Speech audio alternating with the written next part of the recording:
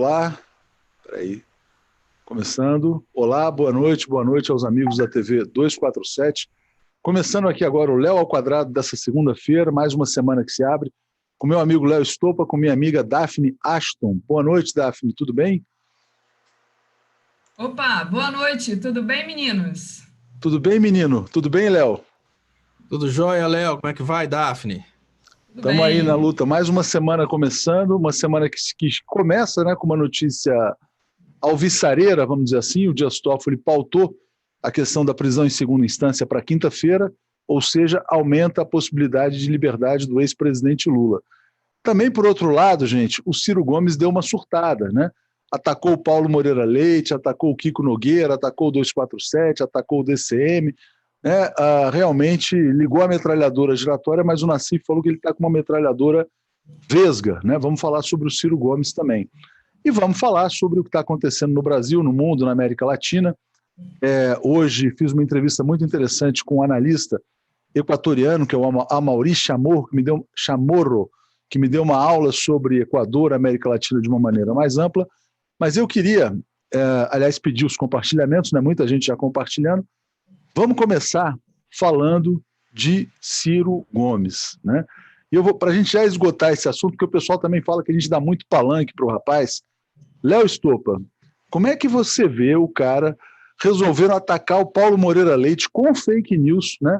Tática bolsonarista, né? Chegou dizendo que o Paulo Moreira Leite foi demitido da Abril por picaretagem, por isso Paulo nunca foi demitido de emprego nenhum, sempre foi muito querido em todos os lugares por onde passou.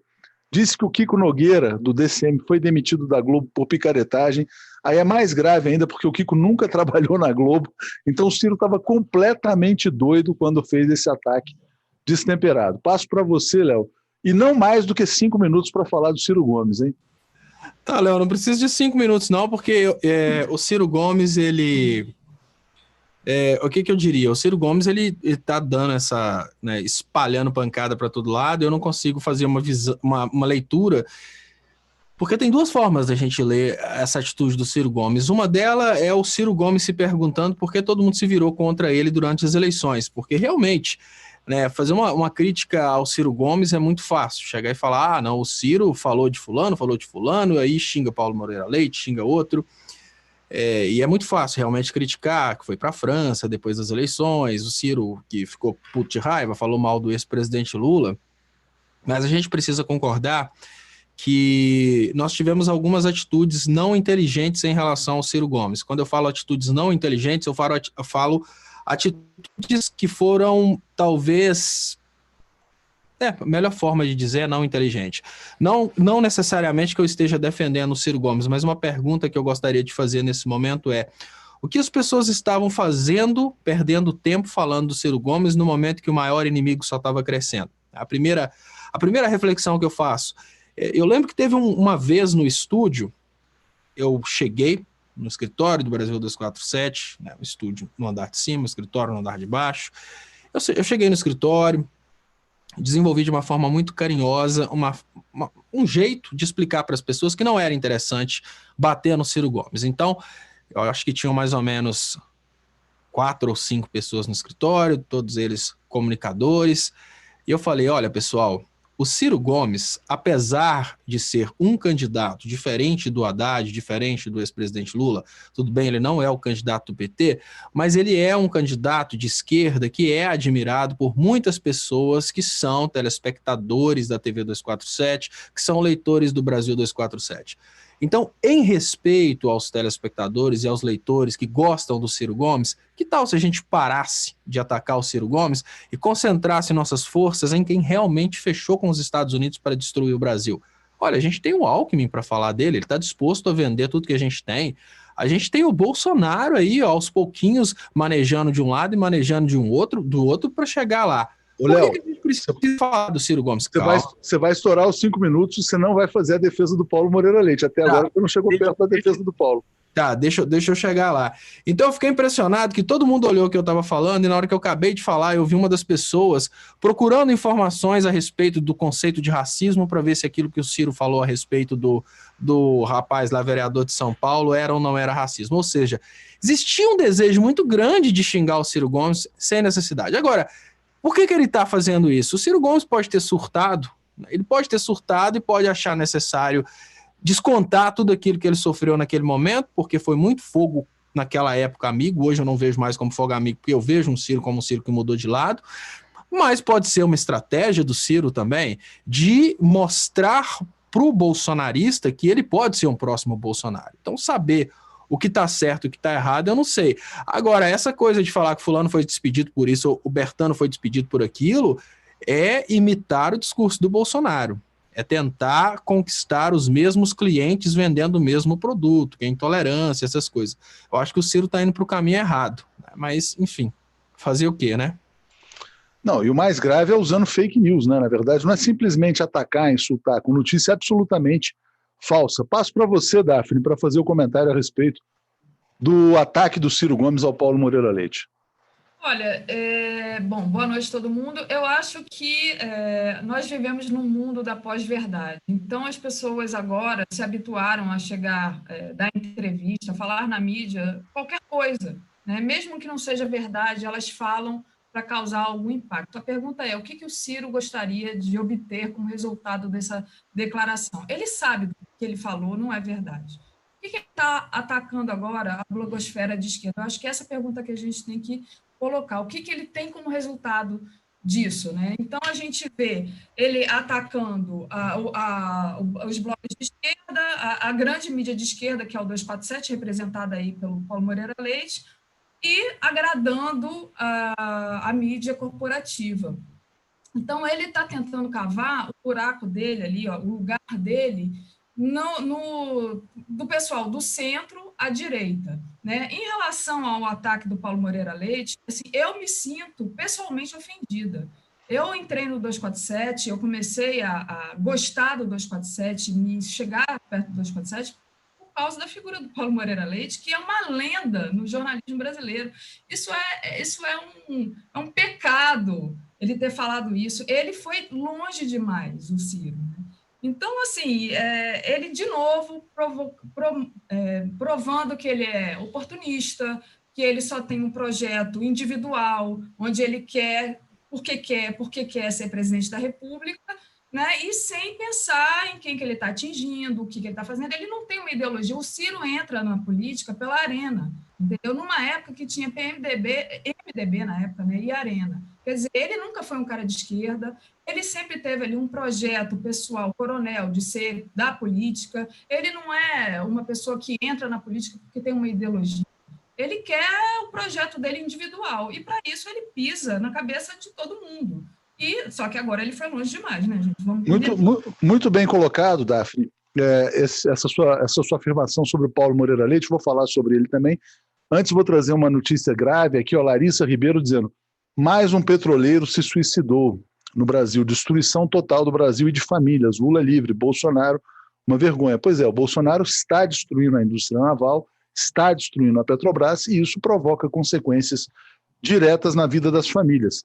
Essa notícia aqui, ó, é uma entrevista do Eugênio Butti, que foi presidente da Radiobras, que está lançando um livro. Existe democracia sem verdade factual? Pois é, porque no mundo da pós-verdade, o que a gente está vivendo? O cara acha que pode mentir impunemente, que se ele mentir com convicção, ele vai convencer os seus minions, né? Então, como o Bolsonaro convenceu os seus minions, o Ciro tenta convencer os seus minions também de que o Paulo Moreira Leite foi demitido, né? Que nunca foi. Então, o Paulo Moreira Leite tem mais de 50 anos de jornalismo, respeitado por todos os jornalistas brasileiros, né? Admirado por todos os colegas, por todos os locais onde ele trabalhou. Paulo Moreira Leite, eu trabalhei um período na Veja, ele era o editor executivo da Veja, era um cara muito importante na hierarquia, mas era o cara realmente respeitado pelos jornalistas. Depois foi comandar a época, fez um ótimo trabalho na época também. Foi correspondente internacional da Gazeta Mercantil. Sempre foi de um emprego para o outro a convite. Quando ele veio para o 247, Paulo Moreira Leite trabalhava na revista Isto É. Ele era colunista e realmente não estava contente ali com o rumo editorial da publicação, né? Ciente disso, eu o convidei para trabalhar no 247, ele ficou muito contente. E o Paulo Moreira Leite representou um salto qualitativo muito importante para o 247. Foi um momento de afirmação. Quando chega o Paulo Moreira Leite, depois chega a Tereza Cruvinel, né, e depois veio o Alex Chounik e outros nomes, o 247 realmente passou a ser percebido como um veículo de muito peso, né, na internet brasileira. Então, o jornalismo deve muito ao Paulo, né? O Ciro realmente falou uma grande estupidez, será processado, né? A gente está avaliando se a gente vai processar apenas na esfera civil, mas também na esfera criminal, porque ele cometeu um crime, né? E ele vai ter que, enfim, vai ter que contratar advogados. Imagino que ele vai pagar caro, né, pela fake news e pelo insulto que fez ao Paulo Moreira Leite. Passo para você, Léo. O fake news se transformou aí num maior petisco da política, infelizmente, né? Os candidatos já estão refletindo os candidatos, não, os presidenciáveis já estão refletindo se é possível fazer uma campanha sem fake news. E o pior, se é possível agradar o povo com fake news. Eu faço muitas relações entre outras formas de dominação de mentes e eu sempre trago as igrejas porque foi o que elegeu o Bolsonaro. E a pergunta que eu faço nesse momento é, será que um pastor conseguiria segurar os fiéis se ele não falasse mentira? Será que uma igreja seria grande se ela falasse somente a verdade? Eu acho que dificilmente.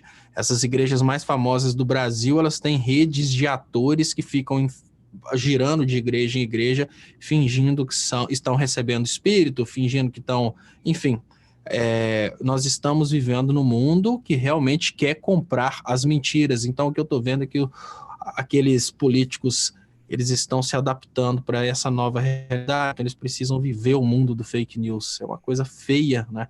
A gente tem que curar a sociedade para a sociedade não demandar fake news e não tentar... Agora, para isso, Léo, existem os instrumentos jurídicos, né? E por isso mesmo que ele vai ser processado por calúnia, difamação, etc. e tal.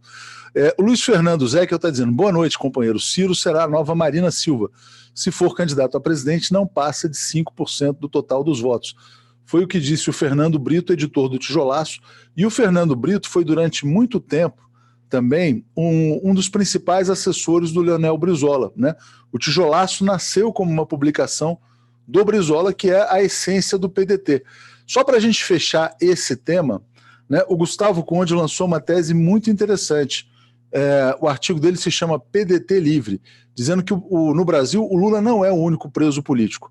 O PDT, o partido, também é prisioneiro político do projeto pessoal do Ciro Gomes. Mas tem um perigo aí, tá, Léo? Fala, Léo, fala. Chamar atenção, perigo. Olha, a Daphne trouxe uma amarração importantíssima, que quando o Ciro faz esse ataque direcionado à imprensa livre, à imprensa que não é conectada aos grandes patrocinadores, o que o Ciro está fazendo é tentar amizade com a imprensa convencional, a grande imprensa, né? A Rede Globo e afins.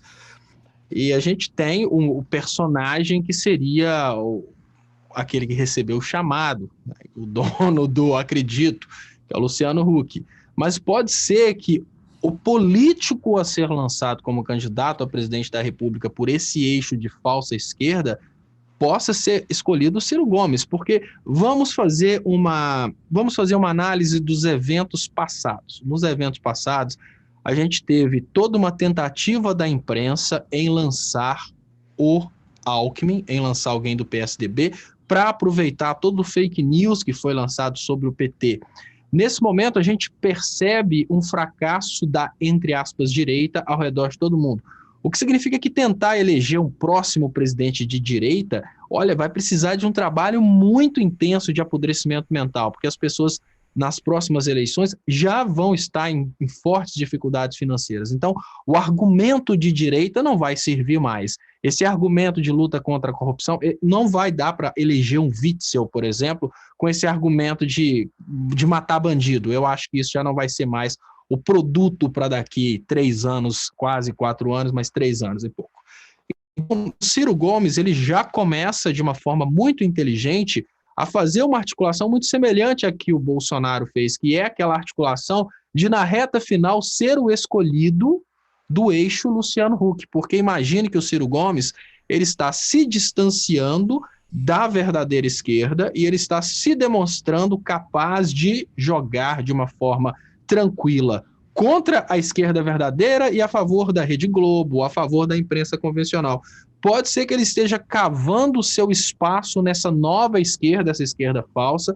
E o Ciro Gomes, que, na verdade, criticou a Tabata, ele pode ter percebido que o caminho não é criticar a Tabata. O caminho é imitar a Tabata, porém não no nível de deputado, mas no nível de presidente. Léo, faz sentido isso que você falou, né? Mas nesse caso, o Ciro estaria se colocando como um traidor, né? Ele estaria se colocando como um cavalo de Troia, se passando por esquerdista, mas com outras intenções.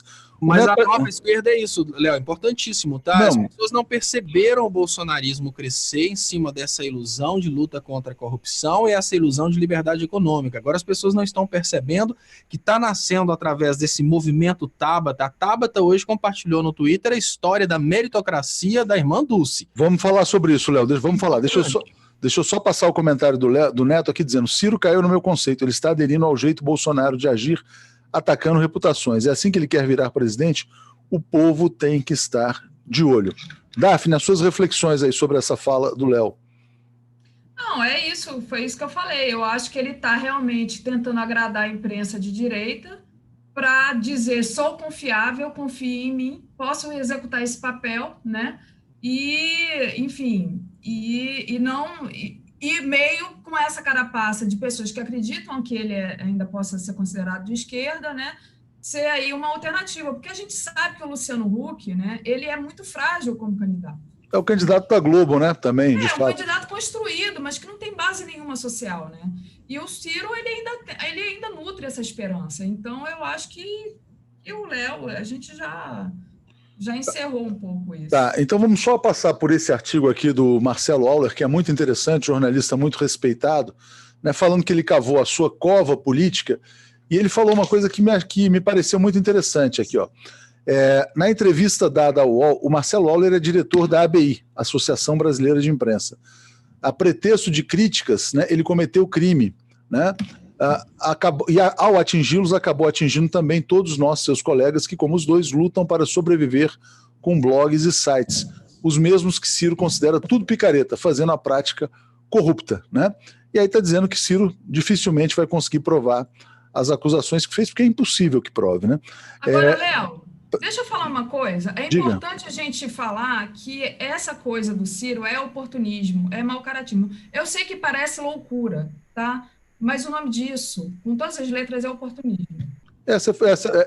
Tá bem colocado, porque eu falava com o Breno hoje, o Breno falava em distúrbio psicológico, mas é malandragem.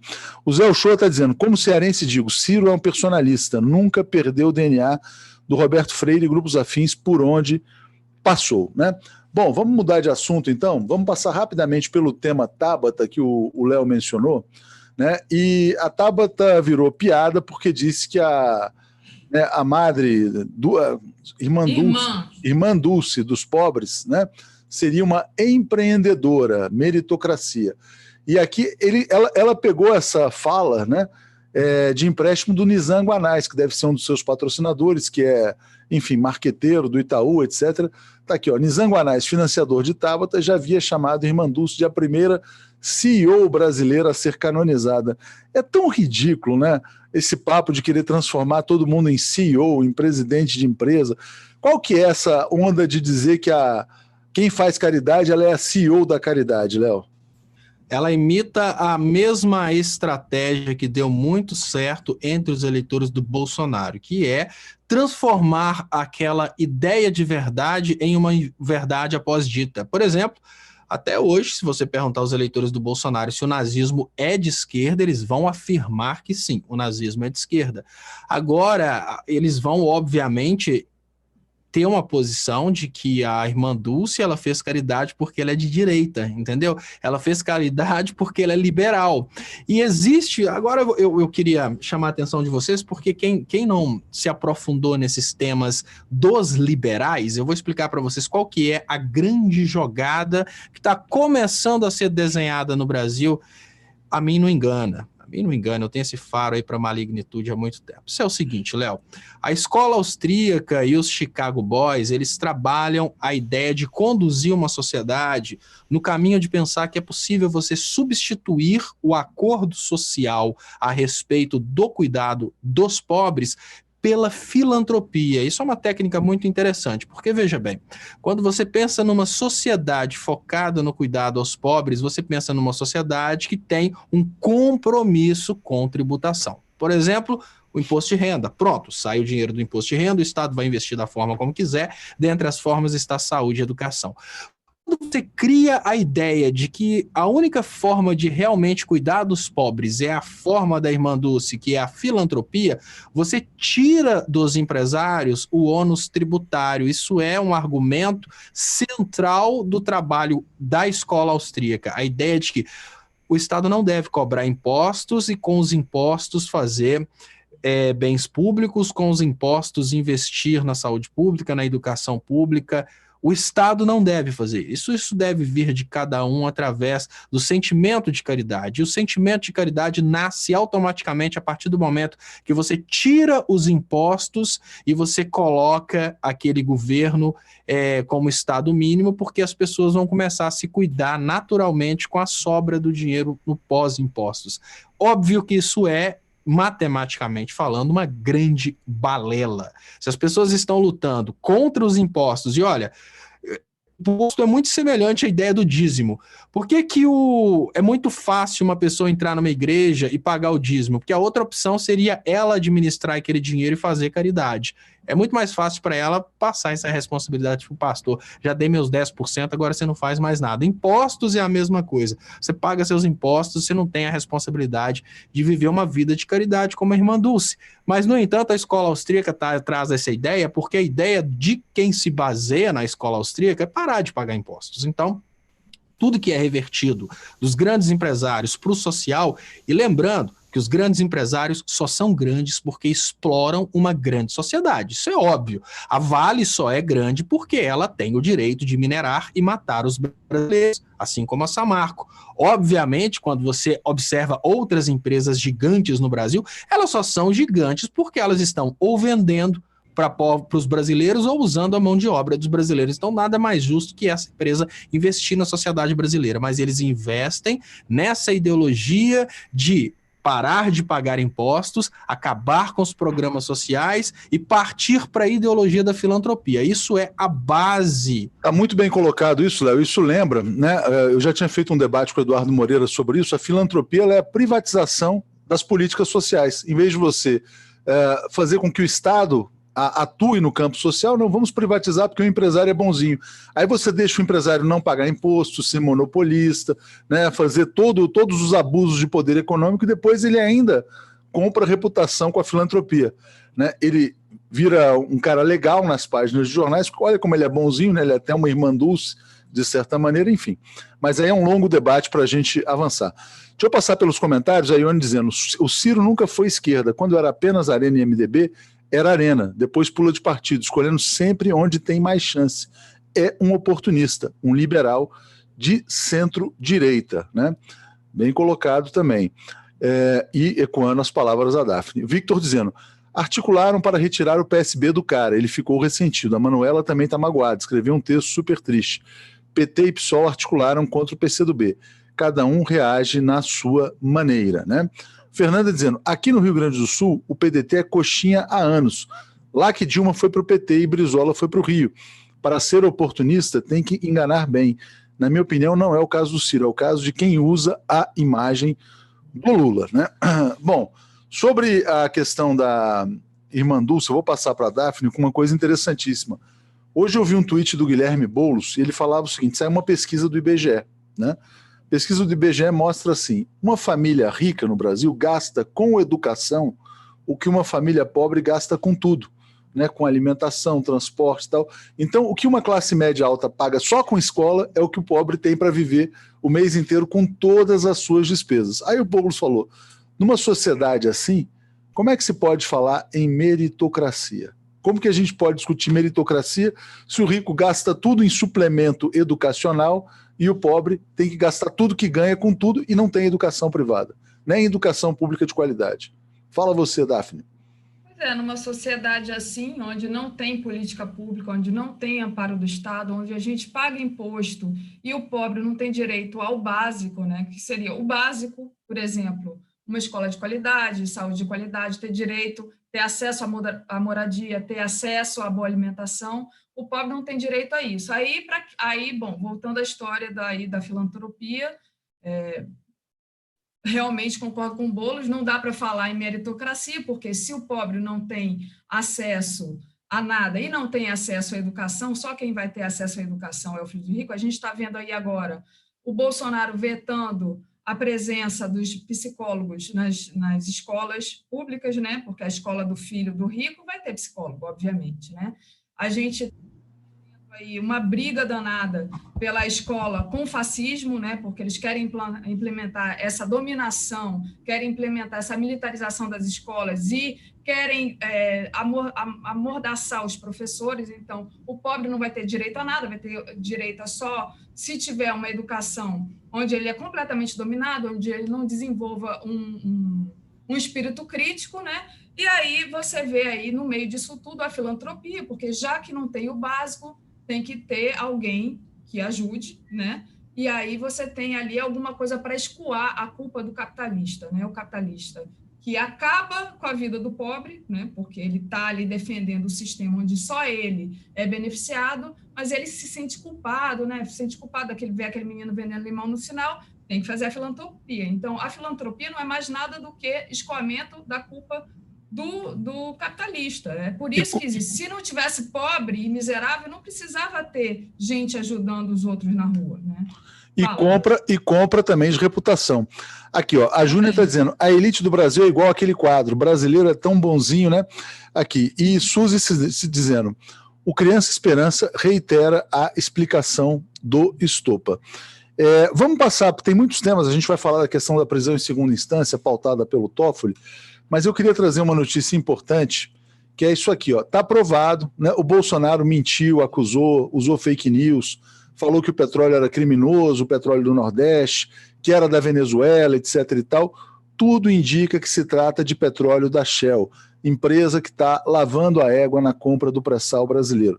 E petróleo da Shell já de muito tempo, né? Um acidente que ocorreu com a Shell em 2017 e agora os barris estariam se aproximando da costa do Nordeste. O maior acidente ambiental da história do Brasil, um dos maiores, né?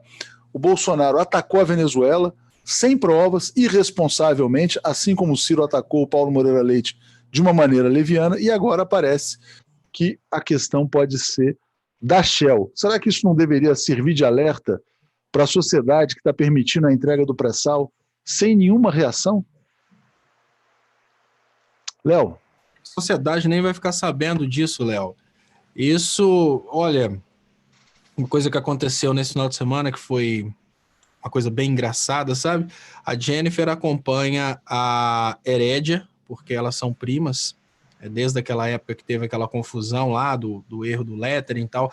Eu lembro que a Jennifer falava, olha que legal, ela faz o trabalho na Rede Globo, mas ela volta nas redes sociais dela e fala que não está bem assim, ou seja, a Herédia foi de esquerda um dia e ela continua tendo o coração de esquerda, né? Apesar dela ter sido atacada por uma esquerda que nem procurou saber quem ela é. Mas enfim, nesse final de semana, a Herédia fez um comentário sobre o aumento das queimadas na Amazônia, parece que foi 97% em um mês, o aumento, segundo o INPE. E aí os eleitores do Bolsonaro, que a acompanham, afinal de contas ela foi atacada pela esquerda, então ela ganhou seguidores eleitores do Bolsonaro, desmentindo e falando, você tá louca? Quem falou isso? Isso é fake news. Então, nós estamos vivendo uma realidade, Léo, que as pessoas que precisam receber as informações, elas ignoram a informação quando a informação é contra aquilo que elas querem acreditar. Então, primeiro as pessoas acreditam naquilo que elas querem acreditar, sendo ou não sendo verdade. Depois as pessoas filtram. Se a informação colabora com aquilo que eles querem acreditar, a informação é interessante. Se a informação bate contra aquilo que eles querem acreditar, a informação é fake news ou é ignorada. O grande problema é que a informação de que o vazamento era a responsabilidade da Venezuela chegou a todos os alienados eleitores seguidores do Bolsonaro, já essa informação que desmente a informação anterior não vai chegar a ninguém. Nós estamos vivendo, infelizmente, nesse momento. Hoje, o grande problema é que a informação a respeito do kit gay, da mamadeira erótica, chegou aos fanáticos. Agora, tudo que o Bolsonaro está fazendo de errado não chega a ninguém. Se você conversa com um fanático evangélico e conta o caso Queiroz, ele fala, como assim? O que é caso Queiroz? Se você fala sobre o caso dos 39 quilos de cocaína, os caras não sabem de absolutamente nada contra o governo Bolsonaro, mas eles ficaram sabendo do kit gay da mamadeira erótica. Então, qual que é o grande problema? A blindagem das pessoas das informações que não interessam ao governo Bolsonaro. Essas informações só ficam conosco, infelizmente. Mas, mesmo que conosco, ela é muito importante, porque ela acaba realimentando essa nossa vontade de lutar pela verdade, né? Você acha, Daphne, que a informação está tão controlada assim no Brasil que as pessoas continuam alienadas? Acho que sim, daí a importância de suportar uma mídia alternativa de esquerda, então vamos fazer aqui nosso merchan.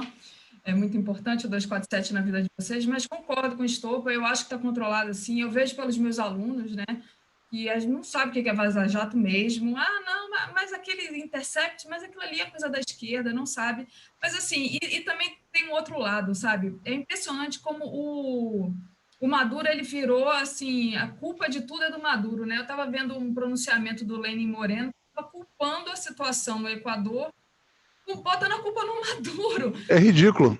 Ridículo total. Né? Tipo, não, a culpa, o discurso era a culpa do Maduro e do governo anterior pela corrupção do governo anterior. Então, é isso.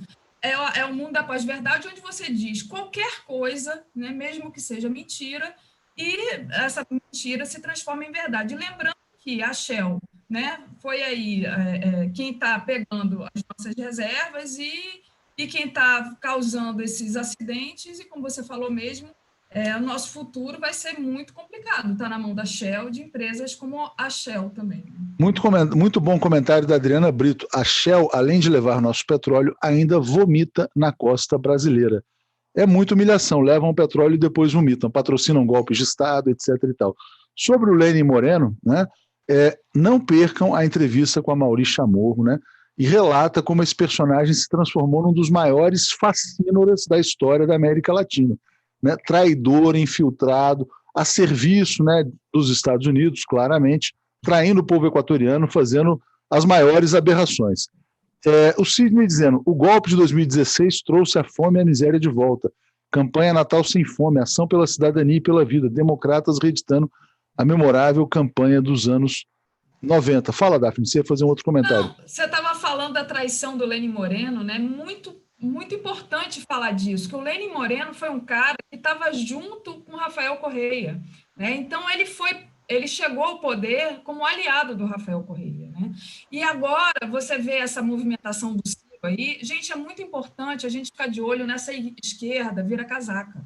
Né? Nessas pessoas que se colocam como nacionalistas, que se colocam como progressistas, mas tem aí toda a característica que podem, sim, vir a serviço do imperialismo, do golpe de Estado, de quem paga mais, né? De quem domina, das elites. Então, assim, muita atenção com isso.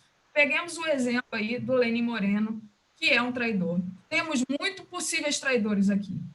Muitos. Léo, você sabe que é engraçado, cara. Falar em traidor, não vou nem falar, não merece não, porque, enfim, deixa pra lá. Não vou dar holofote pra gente que quer só tumultuar e falando besteira. Eu ia dar uma resposta, mas são pessoas que não merecem nem a resposta. Deixa eu trazer aqui mais uma notícia para a gente avançar na nossa pauta, antes de entrar na questão da prisão em segunda instância, que é a guerra interna do PSL. Essa aqui, Léo, olha aqui, é muito interessante. O PSL vai expulsar a Carla Zambelli, Bibo Nunes, Alê Silva e Douglas Garcia. Nunca tinha ouvido falar desses deputados, mas o que acontece? O PSL ficou cabreiro com a ideia do Bolsonaro de tentar dar um checkmate para pegar o dinheiro do fundo partidário. O que o clã Bolsonaro queria simplesmente era o controle de um fundo partidário gigantesco, né? E agora o presidente do partido, que é o Luciano Bivar, decidiu expulsar os bolsonaristas. E aí o que acontece? O Bolsonaro pode ficar sem partido, sem fundo partidário, pode ficar absolutamente isolado, sem condições de fazer uma campanha milionária como fez na eleição passada. Mas eu queria que você falasse especificamente da Zambelli sendo expulsa também, que eu acho muito interessante, porque ela é uma grande propagadora de ódio, de fake news, enfim. Léo, esse crescimento do número de expulsos já começa a trazer uma certa preocupação, porque parece engraçado, mas são pessoas com uma capacidade gigantesca de mobilização. Imagine que a Joyce Halseman, ela teve uma quantidade gigantesca de votos, a Carla Zambelli também foi muito bem votada, são pessoas que têm uma presença muito grande na internet, Bolsonaro nem se fala. O que eu vejo aí é a possibilidade dessas pessoas fundarem um partido ainda pior que o PSL e se reconfigurarem nesse partido, ou seja, o Bolsonaro não toma o PSL, ele funda um outro partido e leva todos aqueles que querem sair do PSL. Olha que coisa interessantíssima, eles estão, isso não está sendo percebido, mas eles estão criando uma forma de todos eles saírem do partido sujo, do partido do laranjal e deixarem a laranjada para trás. Ah, não, aquilo era coisa do partido, eu não tenho nada a ver com aquilo. Então eles vão integrar um novo partido, o Partido dos Nacionalistas que amam muito o Brasil, e a partir daí eles vão ter um partido limpinho para dizerem que não tem absolutamente nada a ver com o laranjal do PSL. Então, parece engraçado, mas ao mesmo tempo o que eu vejo aí é uma possibilidade de uma estratégia de reconfiguração desses parlamentares num novo partido, que vai ser a mesma coisa, partido para reunir aqueles parlamentares sem ideologia, que são parlamentares vindos do oba-oba, mas que vai reunir muito fundo partidário. Vamos cair na real. Você, Daphne, como é que você vê esse movimento aí de expulsão dos bolsonaristas do PSL? Olha, isso aí, a gente viu o Bolsonaro passar por vários partidos, né? Inclusive, antes das eleições, ele estava procurando uma legenda e teve dificuldade de achar, né? Ele tentou várias, né?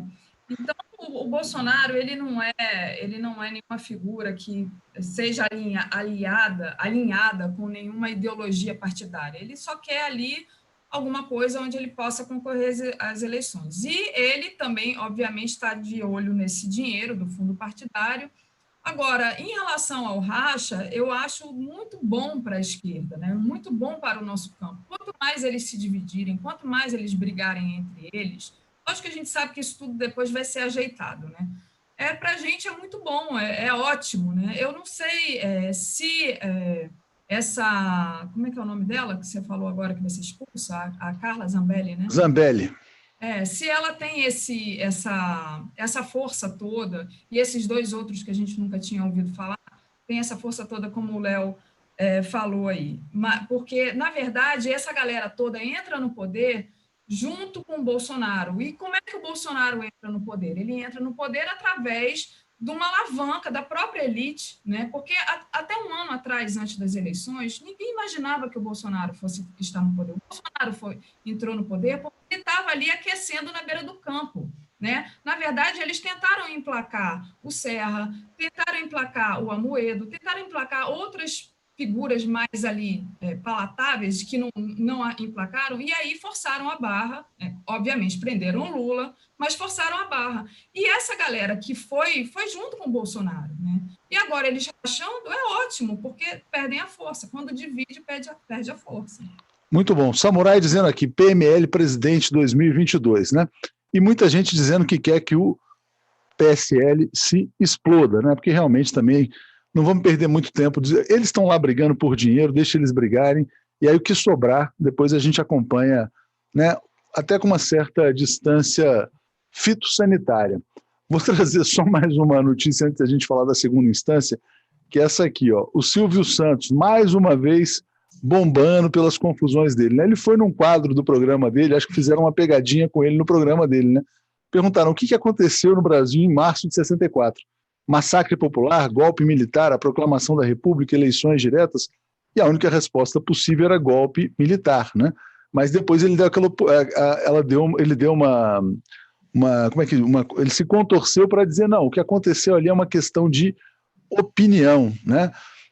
E você, Daphne, tendo visto também a entrevista do Chamorro, né? O Equador já é uma ditadura, agora vem o Silvio Santos relativizar a ditadura. Você também, Léo, vocês acham que o Brasil corre risco, a América Latina como um todo, de entrar num novo período ditatorial, dado, né, que em 64 o golpe de Estado contra o Jango levou a uma ditadura? Será que aqui o golpe contra Dilma também pode levar a uma ditadura? Você, Léo. Primeiro eu queria entender o que falta para as pessoas entenderem que nós estamos vivendo uma ditadura. Nós temos um controle... Não, mas uma ditadura eu estou falando de uma ditadura sanguinolenta, Léo, só para você entender o meu ponto. Léo, o sangue só é necessário quando você precisa evitar, através do sangue, que os seus opositores façam qualquer coisa. Não precisa mais disso. Veja bem, por que o Marighella ele era temido pelos militares? Porque o Marighella queria levar para as pessoas o sonho de liberdade. Hoje, o sonho de liberdade, ele não pode ser levado de qualquer forma. Imagine que, naquela época, se eles tivessem a opção de, no lugar de matar o Marighella, cortar a língua do Marighella. Obviamente, eles fariam isso.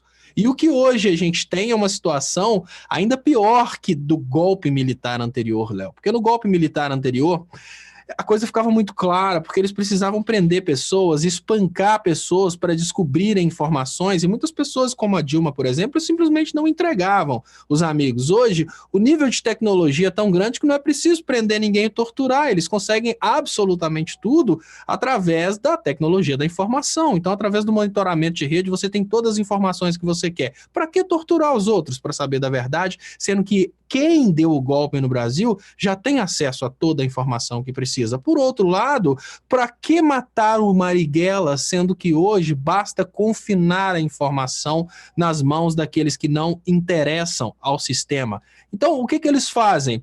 Naquela época eles tinham que matar o Marighella, agora eles confinam o nosso programa a uma pequena bolha e eles controlam de forma que a maioria jamais receba a informação. Eu falava sobre isso há pouco tempo atrás. Essa situação da Venezuela não vai chegar a absolutamente ninguém. A Vaza Jato não chega às pessoas que realmente poderiam integrar o campo da luta contra a dominação do Brasil. Essa questão de estarmos tornando colônia dos Estados Unidos, no fanatismo, é uma piada. Eles acham que é uma grande parceria que está sendo edificada. Pergunta básica: estamos sim em ditadura. É uma ditadura do controle do conhecimento.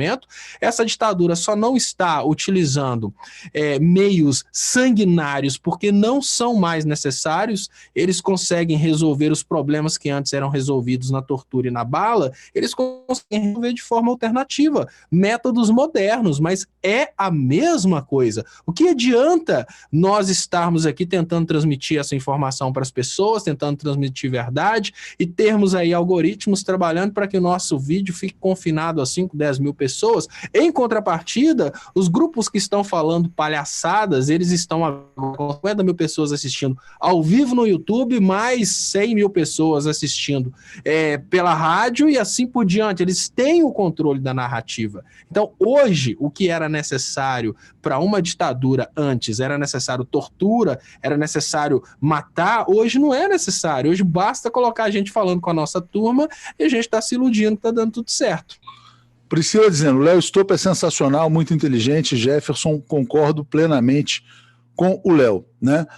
Rosa Souza: e o sangue da população negra e pobre das favelas do Rio? Não conta, Tuxo? Lógico que conta, mas eu estou falando de sangue de dissidentes políticos, não de pessoas que sempre são estruturalmente vítimas do Estado no Brasil, que são os negros, favelados, etc. e tal, que são perseguidos há muitos anos. Eu estou falando de perseguir lideranças políticas, como aconteceu no Equador hoje. Hoje, o Lenín Moreno prendeu 10 opositores, 10 dirigentes do partido que ele mesmo fundou, né, que foi o partido que fez a Revolução Cidadã. O Bolsonaro não prendeu a Gleisi, né, não prendeu outras pessoas. O Lula estava preso antes dele, que é parte de um processo também de construção de uma ditadura alternativa. A gente sabe que o Lula foi preso para fraudar uma eleição, mas eu estou falando de assassinatos políticos. A Marielle foi vítima de um assassinato político, mas as pessoas que são vítimas de assassinatos no Rio de Janeiro não necessariamente são vítimas de um assassinato político, são vítimas de um assassinato da oligarquia brasileira contra os mais pobres. Fala, Daphne, estamos em ditadura? Então, eu acho que estamos numa ditadura não sanguinolenta, por conta do que a pessoa aí do chat falou, porque sempre estivemos, na verdade, mesmo quando acabou a ditadura, a gente viu, inclusive, naquele filme Pastor Cláudio, que o cara, na época do Fernando Henrique, ainda escondia corpo, Então, assim, a violência do Estado nunca cessou, né?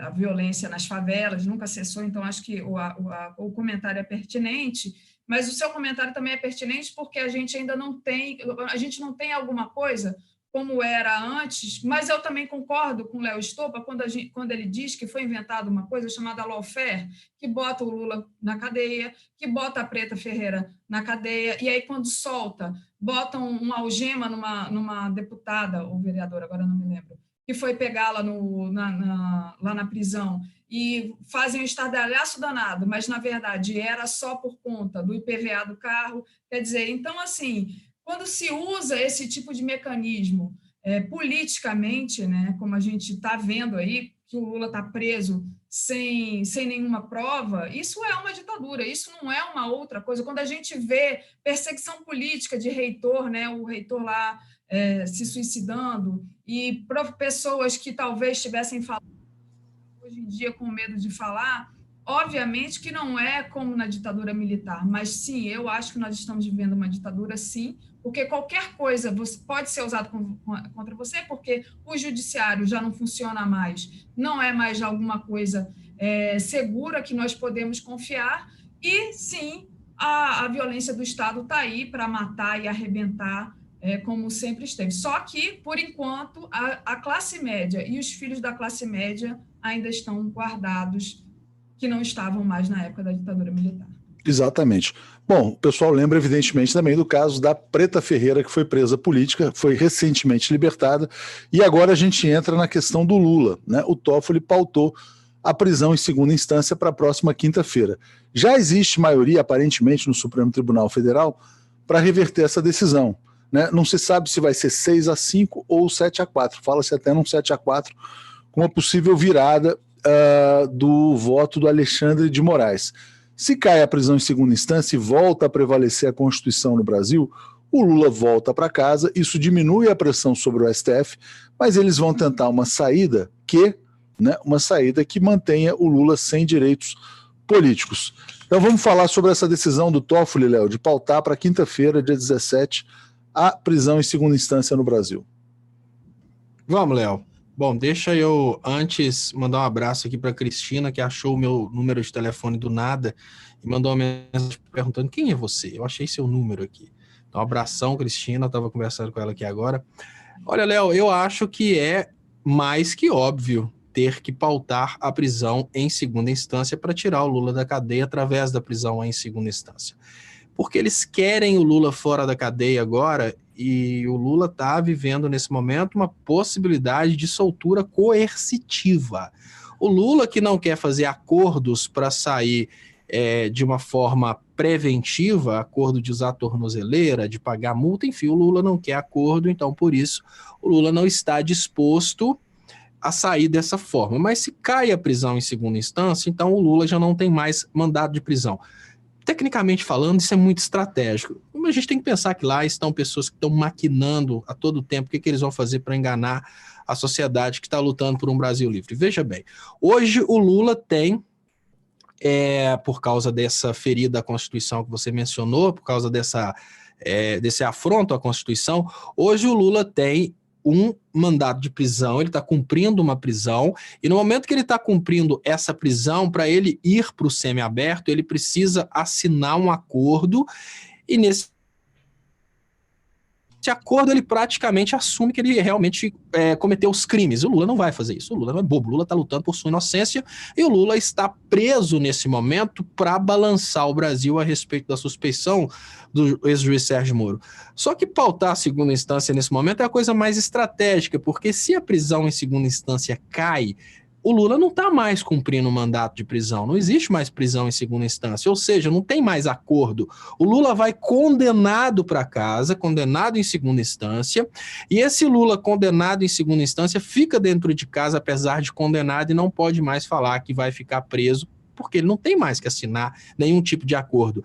O Estado realmente tem o poder sobre o indivíduo, o que significa que o indivíduo pode se negar a assinar o acordo de liberdade provisória, mas o indivíduo não pode se negar em sair da cadeia no momento que não tem mais o mandado de prisão. Ou seja, Pautar a prisão em segunda instância derruba o mandato de prisão do ex-presidente Lula, mas não anula os processos. Então essa é a única estratégia que o STF tem para não tocar no Sérgio Moro. Por quê? Vamos pensar um caso, vamos pensar outro. Se o STF tira o ex-presidente Lula da cadeia sem tocar no Sérgio Moro, o STF não toca nas eleições de 2018, o STF não vai causar um rebuliço dentro do Brasil a respeito de tocar naquele cara que tem um certo apoio dentro da sociedade, a gente precisa admitir isso, infelizmente, e o STF desmonta o alcance da Vaza Jato, porque a Vaza Jato hoje, ela tem um apelo muito grande, porque ela está expondo uma injustiça contra o ex-presidente Lula preso. Se eles tiram o ex-presidente Lula da cadeia sem julgar a suspeição do Sérgio Moro, eles resolvem o problema. Então, qual que é o primeiro ponto? Retirar o Lula da cadeia através da questão da prisão em segunda instância. Tira o Lula da cadeia, mas sem devolver os direitos políticos, porque os direitos políticos estão ligados à segunda instância. Então, pronto.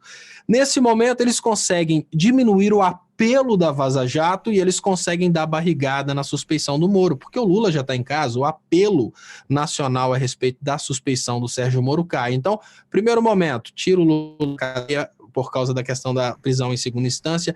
Nessa brincadeira vai ajudar, que vai tirar um monte de gente que está, por causa do Lula, cumprindo segunda instância, como, por exemplo, cumprindo cadeia, como, por exemplo, o Azeredo. Mas aí vamos pensar o seguinte, a suspeição do Moro está pautada, mas não vai ter mais apelo. Então o que eles vão fazer? Olha, nós vamos adiar um pouco para dar tempo de conseguir provas, e aí vão dando barrigada até o Moro ser eventualmente indicado ao STF, ou então o bolsonarismo cair de vez, mas eles não querem ter nas mãos deles a responsabilidade sobre o destino do Sérgio Moro. Eles não fazem questão que o Sérgio Moro se dê bem ou se dê mal, mas eles fazem questão de não entrarem no meio. Então o que eu vejo nesse momento é isso. Eles não querem entrar em briga de cachorro grande, né? Mais ou menos isso. Eles querem soltar o Lula sem ter que dar sem ter que dar um cascudo no Moro, como você falou. Daphne, eu vou te passar, mas tem tantos comentários aqui. Ó. O Valdo pede para a gente comentar o decreto 146. Esse aí é perigosíssimo, merecia uma live do Estopa falando só disso. É o decreto que permite à administração pública compartilhar todos os dados biográficos, todos os RGs, cadastros dos cidadãos brasileiros, que eu acho que é para fazer um grande controle social no Brasil, saber exatamente tudo da vida de cada um. É um Estado Big Brother, né? Mesmo 1984, como previa George Orwell, né? Suzy Cidreira, temos que distribuir panfleto da Vaza Jato, por Rogério Matuque. Ray Lula Rousseff 247 da Silva. O maior erro foi a tal da anistia, nunca ninguém foi punido, e o Estado policial sempre continuou o mesmo. Veja como você é recebido em qualquer delegacia. São prepotentes e ditatoriais. Canal Escrito no Céu, meu receio é que algum ministro peça vista. Acho que não tem clima para vista não, mas enfim. Vitor Santana, não percebo a esquerda se reorganizando para Lula livre. No momento vejo Ciro liderando e Lula deveria apoiá-lo, até pela alternância de poder à esquerda. E um impeachment desse antigoverno. Vitor, eu não posso te dar a razão, porque agora o Ciro ele se tornou objetivamente nosso inimigo, adversário. Ele será processado por nós por espalhar fake news e demonstrar falta de caráter ao atacar um jornalista como Paulo Moreira Leite. Então, eu respeito a sua opinião, acho que você apoia, tudo bem, mas a gente não tem nem como, né, defender a ideia do Ciro em qualquer circunstância, porque ele escolheu ser nosso adversário. Ele fez essa escolha. Maria de Fátima, se eles resolverem que terceira instância pode prender, eles mantêm o Lula preso e se dão bem com a sociedade coxinha. Um dia covarde, sempre covardes. Rinaldo dizendo, o Lula já foi condenado em terceira instância. O que o STF precisa regular é a prisão após o trânsito em julgado, quando não existem mais recursos. Flávia, o povo do Equador lutando com paus, madeira e papelões contra o Estado armado com metralhadoras e canhões, sendo mortos às pencas. Rui Costa Pimenta não está certo sobre armar e treinar o povo, né? Será que o Brasil tem vocação revolucionária? É uma questão para se discutir. O Shoa, acabar com a segunda instância mantém Lula na famigerada ficha limpa. Se tem uma autocrítica a ser feita, é o apoio da esquerda a essa lei esdrúxula, né? A esquerda foi capturada pelo discurso moralista imposto pelos meios de comunicação. Daphne, prisão em segunda instância. O que você espera dessa sessão de quinta-feira? Como é que você avalia, né, os comentários do Léo, do público aqui em geral? Áudio, Daphne. áudio. Opa, desculpa. O que eu espero para o bem do Lula, né?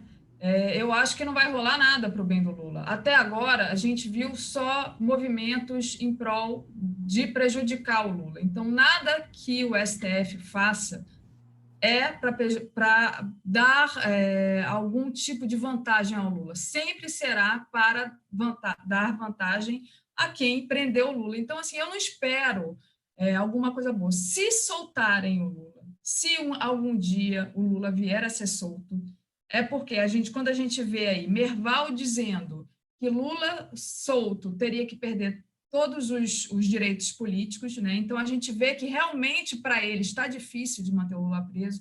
Quando a gente vê Dallagnol e seus pichas lá pedindo para Lula ser solto, então a gente vê que realmente para eles agora talvez um passo à frente seria liberar o Lula, porque está ficando muito ruim para eles, né? Agora, em prol da pessoa do Lula e em prol da esquerda, eu não estou vendo nada. Eu estou vendo aí um grande jogo de xadrez sendo armado de uma forma que o STF fique em paz, a justiça fique em paz, a Lava Jato fique mais tranquila e o Lula não consiga voltar para os braços do povo, não consiga voltar a governar o Brasil. Assim, eu não sou nem um pouco otimista, eu vi todo esse processo aí muito claro, entendeu? Muito claro, eles não deram o golpe, não fizeram isso tudo, com a STF, com tudo, agora para beneficiar Lula.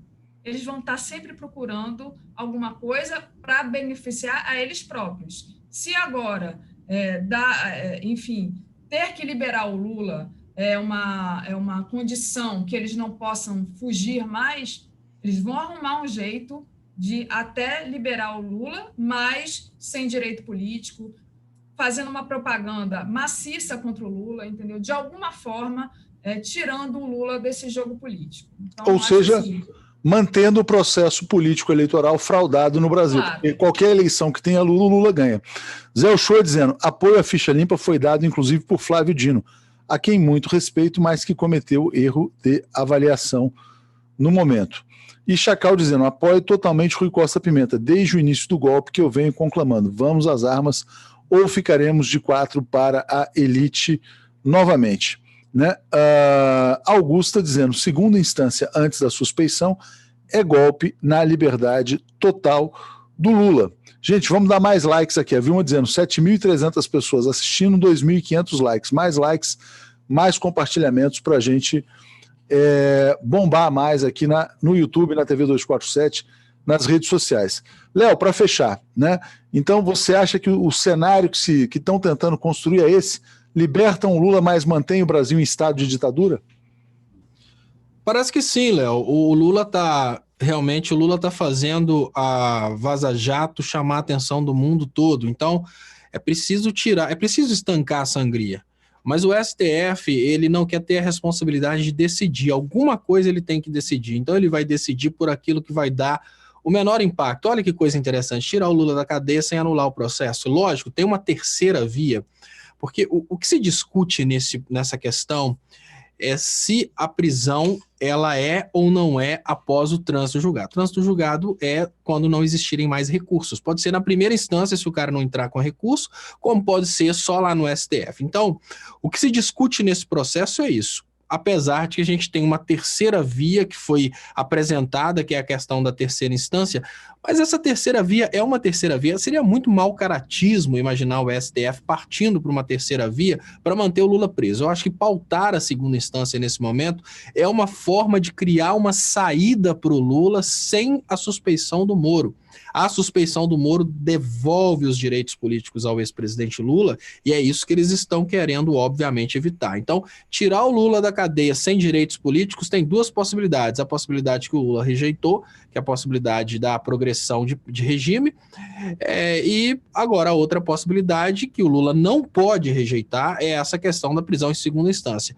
Se a prisão em segunda instância cai, o mandato de prisão é revogado. Com o mandato de prisão revogado, o Lula vai para casa e não tem condição nenhuma, ele está aguardando os recursos serem julgados em liberdade. Agora, olha que coisa interessante, o STF, no momento que essa questão do Lula aguardando recursos em liberdade, a mensagem que ele manda para o Lula é: você pode ser preso na hora que a gente quiser, porque você está condenado até na terceira instância. Se você falar coisa demais, a gente te condena na instância final e já era. Então, é mais ou menos uma forma de colocar uma coleira no pescoço do ex-presidente Lula, essa questão da segunda instância. Então, as pessoas não estão percebendo, mas o que está acontecendo nesse momento é uma forma aí de libertar o corpo do ex-presidente Lula, né?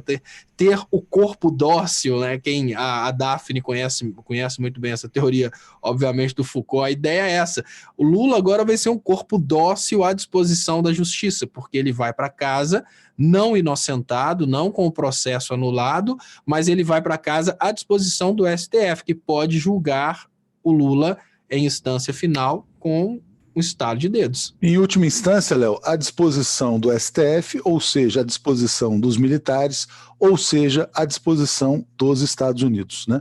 Essa é a cadeia a cadeia alimentar é mais ou menos assim: Estados Unidos, Exército, STF e aí o resto da sociedade. Chacal dizendo: concordo com Daphne, só há saída revolucionária aqui no Brasil, né? Deixa eu falar sobre isso, tá, Léo? Vou deixar só o comentário da Dora dizendo: gente, o Lula tem que ficar com restrição até que o Nhonho assuma. Será que eles vão querer que o Nhonho seja presidente da República, primeiro-ministro? Enfim, fala, Léo. Olha, eu queria, apesar de que é uma coisa muito bonita, eu queria incentivar vocês que jamais iniciem qualquer conversa a respeito de processo revolucionário, processo não democrático, qualquer coisa que não esteja compatível com a Constituição, porque vai ser sempre um movimento isolado, um movimento muito pequeno, e ele vai ser reprimido como exemplo. Então, tomem cuidado, porque eu sei que nessas horas, eu já tive pensamentos revolucionários já, nessas horas a gente acaba ficando com muita raiva, a gente pensa, tem que partir para o ataque, tem que fazer bomba, tem que fazer isso. Mas, acreditem, eles estão esperando o primeiro foco de movimento revolucionário para punir de forma exemplar. Eles querem um Tiradentes para esquartejar em praça pública, porque eu esqueci o nome daquele rapaz que foi pego com um vidro de detergente e foi preso por causa... Rafael Braga. O Rafael Braga não chamou atenção porque não era um político. O que eles querem nesse momento é pegar um movimento político para repetir a cena do Rafael Braga, para esquartejar em praça pública. Então, se você quer fazer um movimento revolucionário, faça na comunicação, faça na difusão de ideias. Hoje, para você ter uma ideia, o que você conversa está sendo monitorado, porque poucas pessoas acreditam nisso, mas existem algoritmos embutidos no seu computador, no seu celular, para detectar o que você fala e enviar o que você fala para as empresas aí que controlam o que a gente faz. Então, nem pensem em movimento revolucionário, porque eles estão esperando a oportunidade exatamente para fazer um movimento de contra-ataque, esquartejar em praça pública, exatamente para botar medo. O Tarso dizendo: boa noite a todos. Gente, por que vocês não falam da possibilidade de Bolsonaro não deixar Lula sair? Sério que vocês acham mesmo? Meu Deus. O Bolsonaro é uma peça muito pequena nesse jogo. O Bolsonaro é um instrumento do governo norte-americano para distrair o público aqui no Brasil, enquanto o Brasil vai sendo saqueado. Então, o Bolsonaro não manda absolutamente nada, ele é um pau mandado, né? Então, a cadeia de comando é lá de cima, Estados Unidos, depois Exército, né? E depois Supremo, Bolsonaro, enfim. Pelo menos essa é a minha opinião. Eu acho que ao Bolsonaro já é indiferente. Se o Lula tiver sem direitos políticos, tanto faz como tanto fez, né? O Vitor dizendo: desculpa, pessoal, sou fã do trabalho de vocês, mas estou doente, estive internado. Não estou conseguindo me atualizar tão rápido quanto antes. Peço desculpas pelo comentário infeliz sobre o Ciro. Não, seu comentário não foi infeliz. Seu comentário foi politicamente correto. Você fez uma defesa política da candidatura do Ciro Gomes, então não tem nada de infeliz. Agora, a única coisa que eu coloquei é que, no nosso caso, é impossível ter qualquer gesto de simpatia política em relação ao Ciro, porque ele se tornou nosso litigante, né? A gente está em vias de abrir um processo judicial contra ele, criminal, civil, pelo crime que ele cometeu contra o Paulo Moreira Leite, né? Lima Pereira propõe aqui, ó, já Uma nova Constituição no Brasil, Daphne, a Constituição Coringa, artigo 1, fim do sistema. É bom, artigo 1, acabou o sistema, aí depois a gente vê o que vem. Cláudio. Já que é para acabar com o sistema, eu tenho um filme mais legal ainda, que é o Fight Club, que lá é bem mais interessante. Você assistiu o Fight Club? Eu assisti o Clube da Luta, mas eu não consegui entender direito. Eu via, era tanta gente apanhando que eu não consegui chegar a passar da metade. Léo, a luta, Léo. Não, mas assim, não vou dar spoiler, mas a luta é contra o sistema financeiro. Assistam. Tá, mas o Coringa também. Mas enfim, o Cláudio dizendo, creio que se Lula não recuperar os direitos políticos, mas recuperar o direito de ir e vir, isso será uma vitória parcial do Lula e da esquerda. Nisso eu concordo também. E Chacal dizendo, Léo, se eu temesse o sistema, viveria na selva. Daphne, você. Olha, eu queria só comentar, não sei, né? Eu queria só comentar essa questão aí que o Léo estava falando, do sistema, não começa em nenhuma guerrilha. Isso aí eu concordo com ele, tudo isso é muito perigoso, porque a gente aqui, a gente não pensa, não é foquista, né? Não acha que tem que ter focos, nem nada não. Quando isso acontecer, tem que ser de maneira de uma revolta popular, né, como se deu lá no Coringa, né, mas de uma revolta popular e de forma geral, é geral o negócio. Então, não é um grupo começar alguma coisa, né? Eu acho que é isso que o pessoal do chat está falando e que o Léo estava falando também. Não é o foquismo, é justamente o que aconteceu no Equador, que o povo, diante da miséria absoluta e diante da impossibilidade do aumento lá que o Lenin Moreno propôs em relação à energia, aquele pacote que ele lançou, a população que já estava estrangulada viu que não tinha mais jeito. E aí, quando não tem mais jeito, gente, não tem mais jeito mesmo. E aí a mola volta e há uma rebelião popular. Eu acho que é nesse sentido que a gente tem que discutir, né? Que a rebelião popular se dá quando está estrangulado. Hoje, acho que o Breno Altman estava falando disso, né, Léo, um pouco de manhã.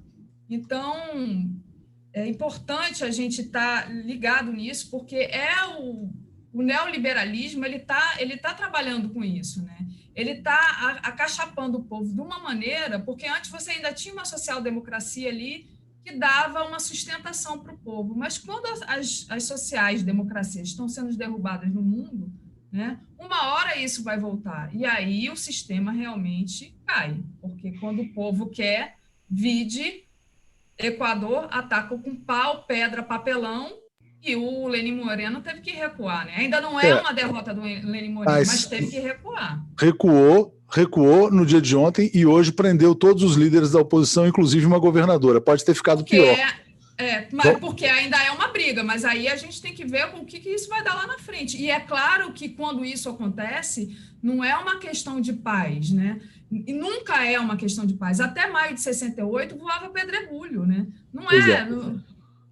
Bom, eu entendo. Só fazendo um alerta em relação à questão do Equador. A Fernanda dizendo, ouvi direito, Rui Costa Pimenta fala em movimentos revolucionários, em que horas ele fez discurso de defesa de Lula na Paulista? Vai assistir de casa? Né? O Rui Costa Pimenta sempre se mobilizou ali em defesa do Lula livre, Fernanda. O que eu acho, a questão é assim, o PCO se coloca como um partido de natureza revolucionária. Então ele defende uma saída revolucionária para o Brasil. A crítica que ele fazia ao Lula era exatamente a crítica de tentar fazer a transformação pela via institucional. Mas eu não acho que outro caminho seria possível no Brasil, né? Acho que o Lula fez o caminho possível. Também acho. Deixa eu só responder esse comentário dessa moça que falou se ele ia fazer de casa. Tem uma pessoa que é importante, que foi o Antônio Carlos, ele falou um pouco antes da Gleisi. Teve fala lá na Paulista ontem, sim, do PCO. Foi o Antônio Carlos que falou. Deixa eu só adicionar uma informação aqui. Quando eu falei para as pessoas tomarem bastante cuidado com as articulações, é porque a Daphne tinha falado sobre armar a população para lutar contra o sistema. Acho que foi comentário de leitor, Léo. Acho que foi superchat. Foi superchat? Bom.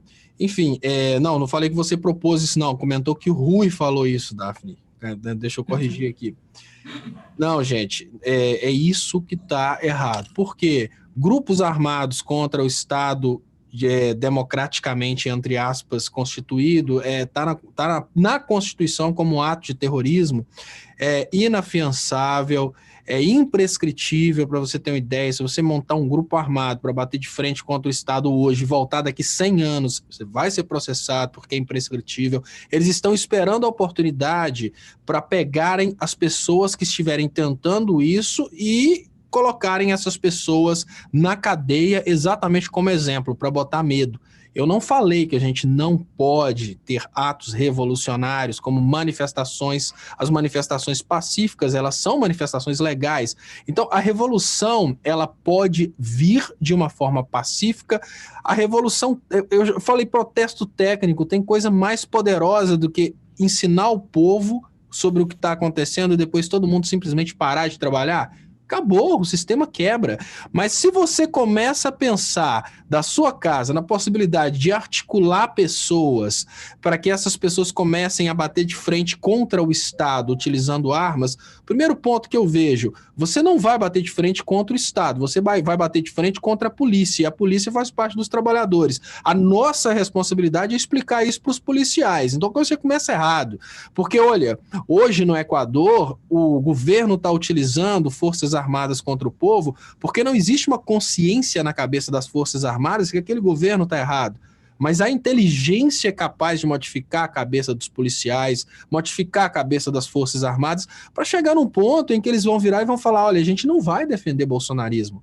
A gente não vai defender coisa ilegal. Inclusive, todo funcionário público tem essa ressalva de não ter que obedecer uma ordem manifestamente ilegal. Então, recebeu a ordem do Dória para ir na Paulista e sentar o bambu numa manifestação de esquerda, os policiais podem recusar essa ordem. Isso é um direito de todo servidor público. O que a gente precisa é levar essa informação para eles. Então, a revolução, ela é uma coisa linda desde que ela não faça uso de atos ilegais, como, por exemplo, tentar montar um grupo armado para bater de frente com o Estado, porque isso é perigoso. Eles estão esperando o momento em que isso ocorra para se aproveitarem disso para dar um exemplo. Tá, deixa eu só passar... Daphne, já te devolvo, só passar pelos comentários, senão a gente vai perder aqui. Ó. Malu disse o seguinte, por favor, Estopa, o caminho é as ruas para começar. Você assim reforça a apatia do povo que precisa acordar para a luta. O Léo praticamente respondeu o comentário da Malu com a fala anterior. Di está dizendo... Tem levante no Haiti, povo e todos os artistas foram para as ruas contra o presidente capacho dos Estados Unidos lá. Regina, anula STF, Lula livre, Lula, o Brasil e o povo sem medo de ser feliz. Solidariedade, APML e a Kiko Nogueira. Né? E a Fernanda dizendo, o PCO prega a teoria revolucionária, mas não tem iniciativa. Espera que outros façam o que prega, só para eu entender. Magna disse... Muito cuidado com o canal International Post Research cadastrando pessoas nos Estados Unidos para um movimento revolucionário. Revolução tem que ser orgânica com a população. Regina, exatamente isso que o Léo falou, as informações não chegam ao povo em geral. Eu sei porque conheço gente bolsonarista. Daphne, a gente já está quase estourando e daqui a pouco tem o boa noite só um segundinho, boa noite com desagravo ao PML. Então vamos lá, para a gente comentar e fechando já. Imperdível esse boa noite. Só explicar aqui que parece que o pessoal não entendeu.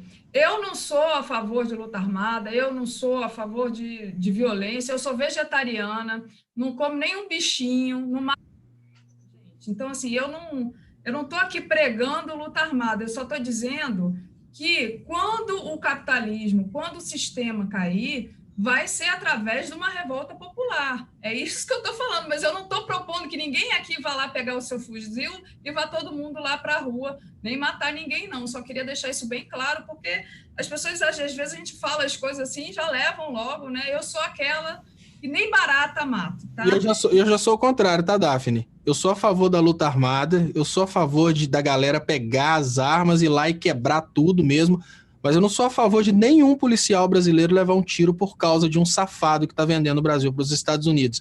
O que eu acho que está errado é isso, é quem que vai levar o tiro. Se tiver uma revolução, quem que vai levar o tiro em nome do Bolsonaro? Quem que vai levar um tiro em nome do Guedes? Quem que vai ser baleado em nome de um Sérgio Moro? Não vai ser Bolsonaro, não vai ser Guedes, não vai ser Sérgio Moro.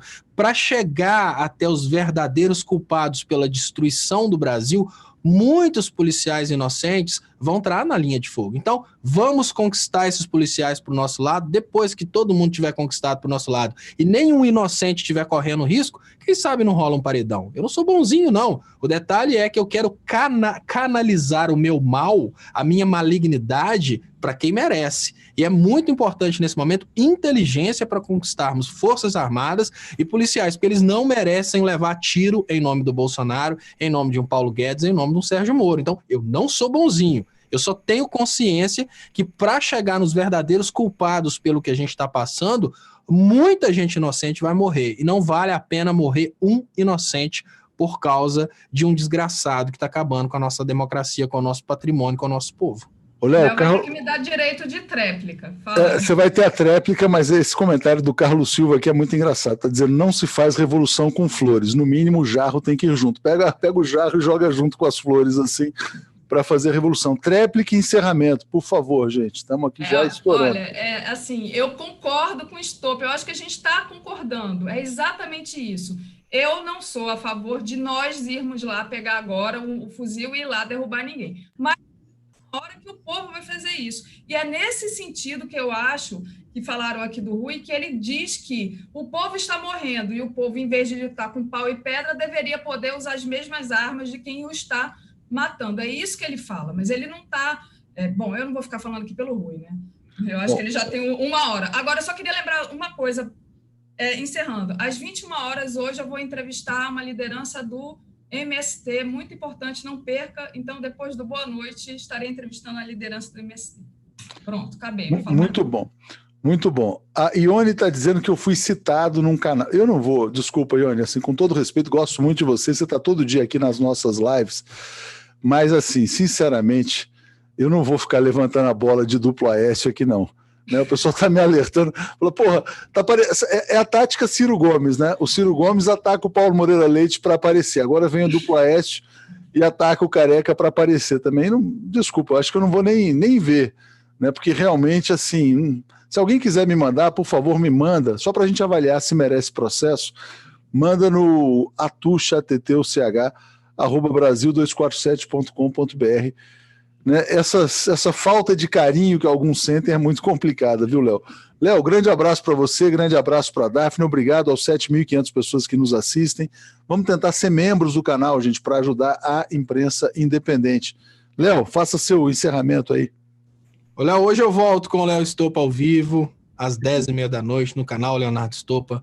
Então, muito obrigado a todos vocês pelo carinho, a todos vocês que tiveram a paciência de aguardar meu retorno. Então, abração, encontro vocês lá às 10h30 da noite. Valeu, Léo, valeu, Daphne, obrigado a todos vocês aí e até mais. Grande notícia, Estopa, Bozo iniciando investigação sobre Adélio e supostos mandantes, diz a Regina. E Edir dizendo parabéns por esse debate. Vamos então ver agora Paulo Moreira Leite, né, em seu momento desagravo no Boa Noite 247. Valeu, gente. Grande abraço a todos vocês e eu vejo vocês de volta amanhã de manhã. Valeu. Tchau. Tchau, gente.